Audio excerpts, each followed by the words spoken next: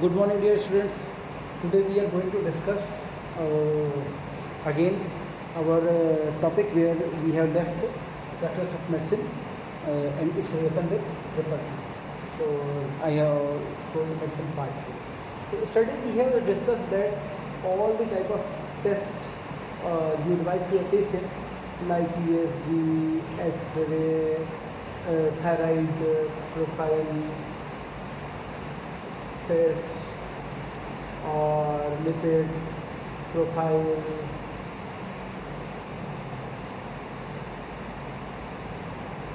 test. So what they are saying, they are giving you lab value. X-ray, it will give you X-ray. What is their opinion? You will give X-ray USG opinion with USG report,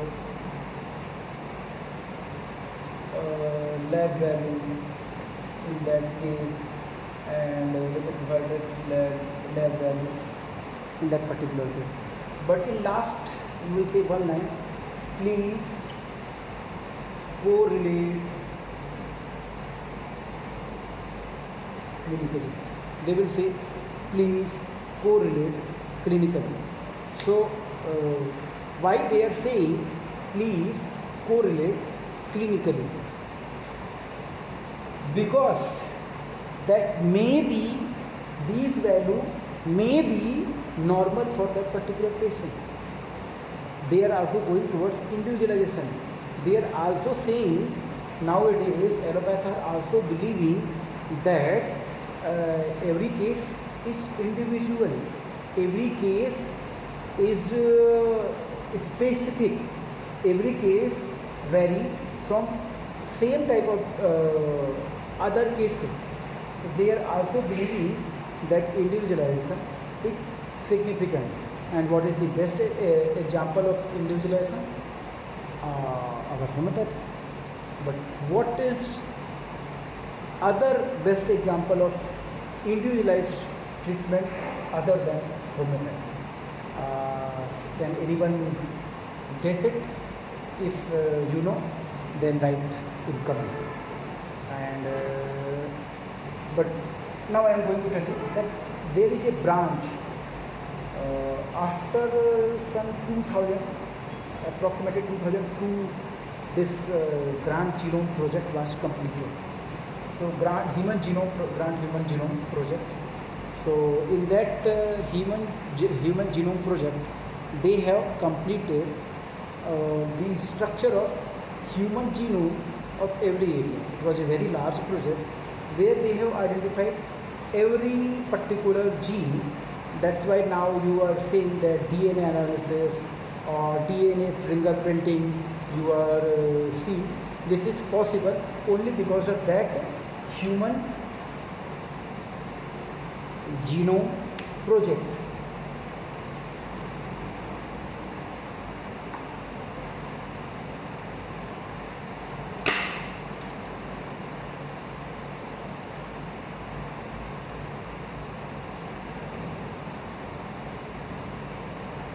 Human Genome Project. What they done in this project? They identified every gene, what that gene represent, what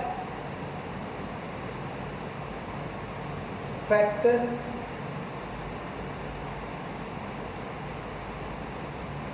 excite it, how to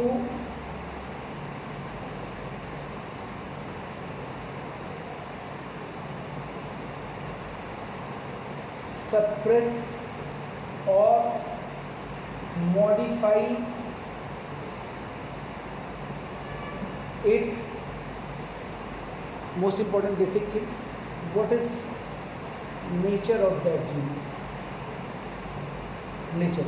It means that particular gene, what it represent, what is this nature, what it do, how it do, and all other things. So that's why concept come pharmacogenomics. Pharmacogenomics, it means that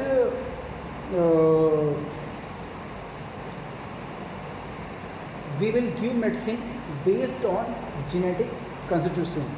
This science is in initial stage, and hopefully within 1 or 2 decades it will be fully developed science. Then it will help us in our repertorization also, and one, it means we will be able to identify that particular gene is responsible for that, and if that person have how many allele for that gene, and it will help us to suppress that particular gene by prescribing some specific medicine related to that particular allele. So pharmacogenomics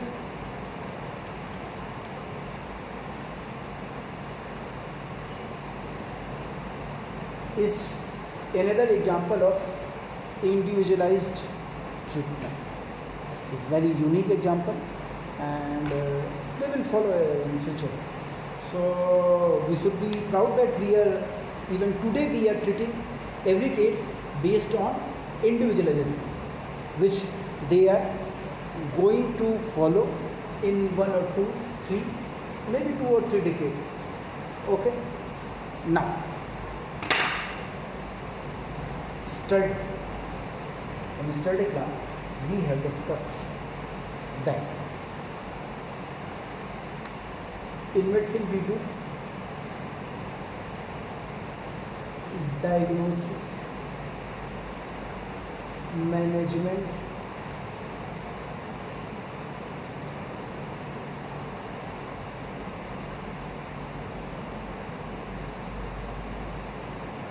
etiology,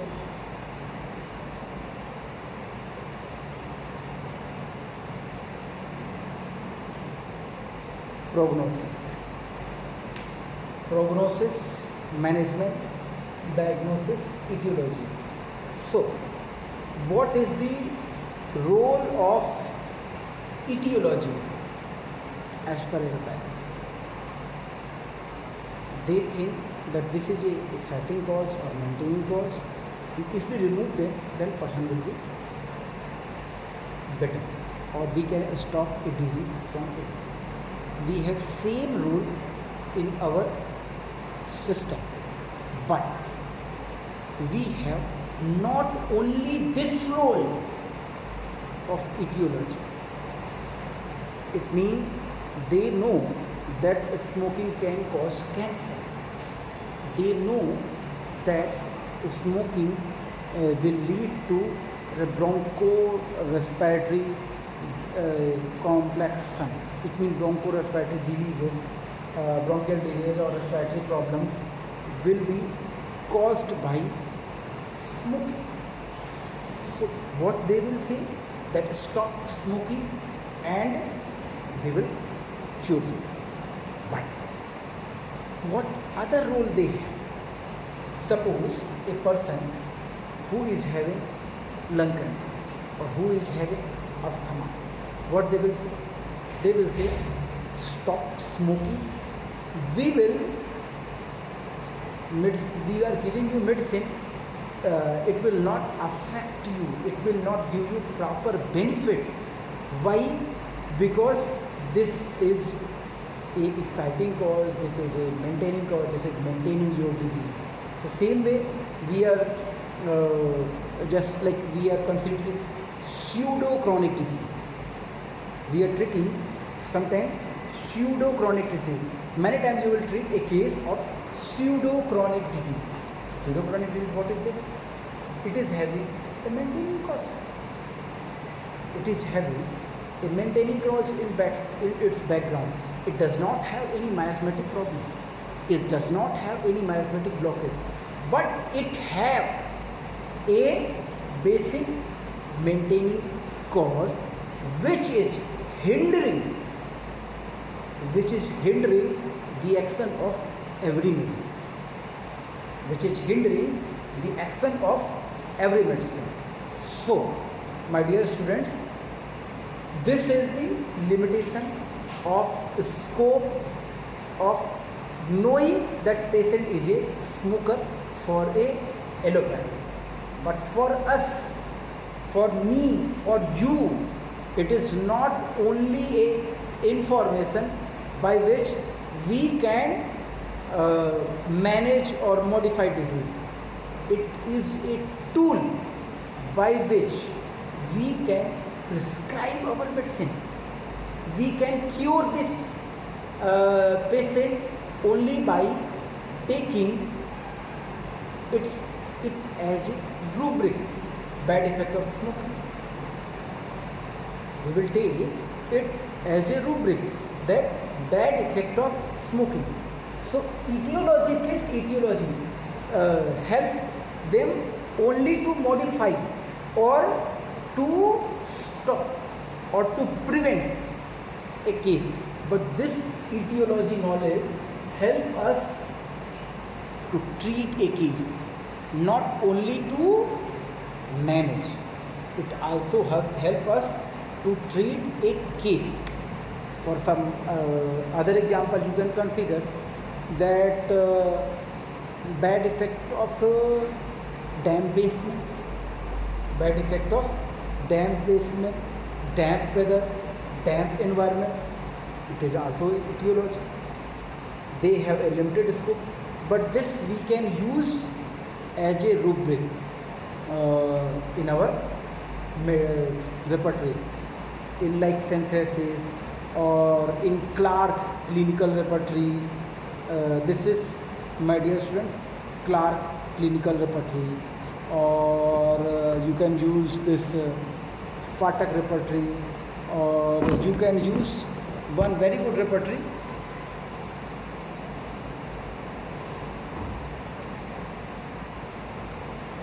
combination of all the repertoire. Synthesis 9.1. I will suggest you that you must carry Kent repertoire, Clark repertoire, Fatak repertoire, BTPB, BBCR and synthesis 9.1.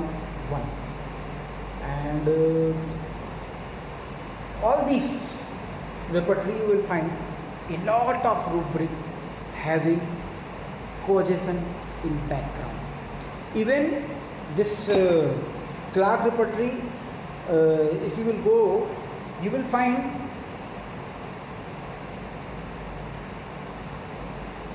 part 2 of this repertoire. Part 2 is dealing with, you can see, pathology, note to repertoire of causation, and then preparatory note to repertoire of causation along with repertoire of causation. So you will find a particular repertoire of causation by him, Dr. Clark. You can also find BBCR. BBCR, you will find that there is a rubric causation. You will also find this Bharadwaj sir repertoire of causation. You will also find Dr. Ishwar Das sir repertoire of causation. And in all the general repertoire, you will find a lot of cases of causation. So for a allopath, medicine, during the study of medicine, they study etiology, which will help only to prevent or manage a case. But for a homeopath, this knowledge of etiology will help you to treat that case. For example, you see Fatak repertoire, page number 64, you will find cloudy weather is causing problem. If any person is having asthma or respiratory disease, and he may face problem during cloudy weather, he may face problem of breathing difficulty during cloudy weather. But we can take cloudy weather as a rubric, cloudy weather aggravation, and we can prescribe medicine based on this etiology. So for a allopath, etiology have a limited scope, but for a homeopath, we have a lot of scope. For example, silicosis. I have discussed earlier that a person who is working in a mine factory, coal factory. So what you will do? You will take all these things rubric as a rubric, and you will take take it in prescription. You will utilize it as an important symptom. You will even it may become sometime eliminating rubric. It may become sometime eliminating rubric. Eliminating rubric, it means we will give priority to this rubric. We will cover only those drugs which are having this etiology. If any drug does not have this etiology, then we will not consider that drug for prescription. And I will personally suggest you that carry at least cane for your UG life. It means your BHMS. During your BHMS, study every rubric of cane repertory, and also go through synthesis and other repertory. And my personal humble request to you that at least try to read it, just like a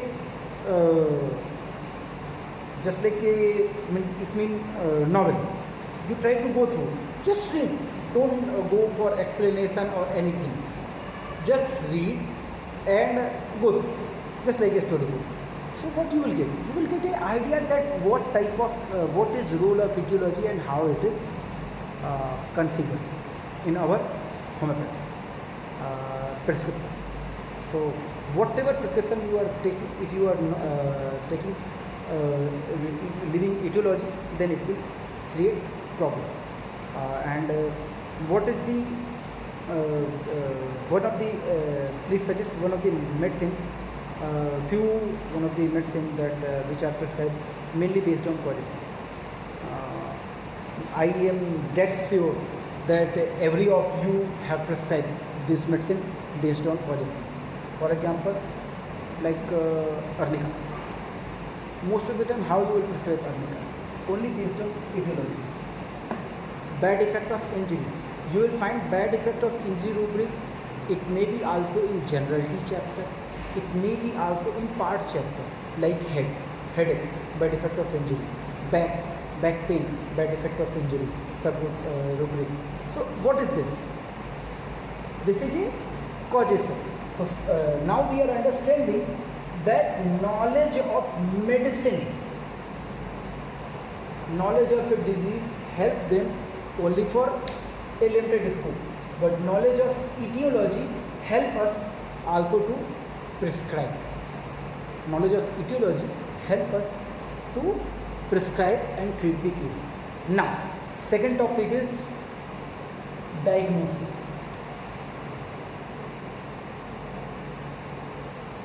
Diagnosis. So, what is diagnosis according to them? According to them, diagnosis is a disease which is having some clinical feature with some lab value, with some pathophysiology. So that is diagnosis for them. That is diagnosis for them. But we go beyond it, and in next class we will discuss the role of diagnosis and how to utilize diagnosis in our repertoire. In tomorrow class we will discuss, and I will suggest you to all of you that try to collect 10 rubric. My dear students, try to collect 10 rubric of etiology, at least 10 rubric, and note down rubric, and then try to see that any common rubric, try to go through, try to take in your cane repertory. And it's my humble request, purchase your own repertory, mark on it, whatever rubric you are utilizing, even if you are utilizing it once, mark it, so that in future if you will see, you will feel it that okay, I have done this, then you will it will be a revision. Okay, thank you dear. In next class we will discuss diagnosis and management. Thank you.